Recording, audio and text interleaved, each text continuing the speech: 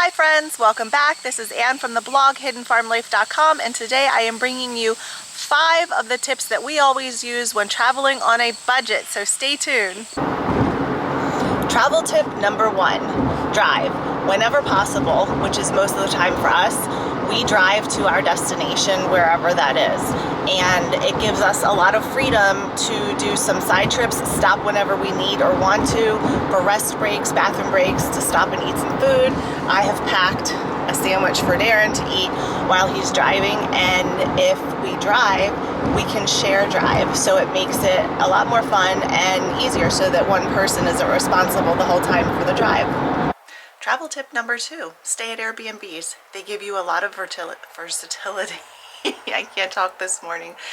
Where we're staying, it is very cold. I have wet hair. I just got out of the shower. It's like a basement apartment. There's a kitchen, so we can bring our own food. And this view, I'll turn you around and show you this view. You can't get a view like this from a hotel in most places. This is the deck, and it's about 40 degrees. We are in the mountains, and it is just beautiful here. Travel tip number 3, stay at a place where you have a kitchen and you can bring your own food. We have a sink, a full-size refrigerator, a stove, an oven, and there's even a dishwasher. So this makes this really easy if you had food sensitivities or you like a particular food that you can't find where you're traveling. Tip number 4, bring your own food. I've been able to make a granola and yogurt and fruit bowl this morning because we brought our own food.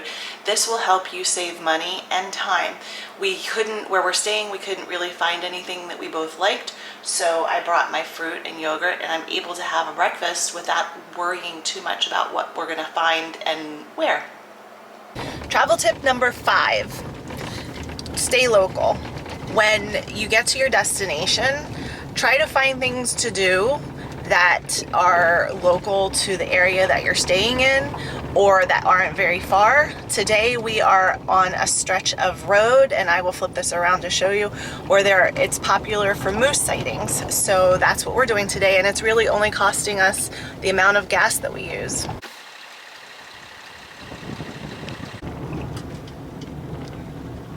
It's very quiet and desolate back here, and moose are known to come out and walk across the road, so we'll see. Something else that you can do while you are out, like we are on this highway, well, road really, is any state that you go to, you can stop at a visitor center and get maps of things to do. And one of the things in the state that we've gone to is a major highway through the mountains, and at every corner of the highway there is natural beauty to look at, and they have parts where you can pull over and get out and hike and walk and take pictures. So that's something else that you can do, and again, it only costs you time and gas, and there's no entrance fee. Some places that we stopped had a free will donation, but you can choose to do that or not, and whatever amount that you choose to do. So we're going to end the video here. Thank you so much for watching. If you've liked this content, please remember to click the bell and subscribe and help us grow our channel. Hope that you find this information helpful and useful. And if you have any questions, please remember to leave comments below, and we'll see you soon. Bye-bye.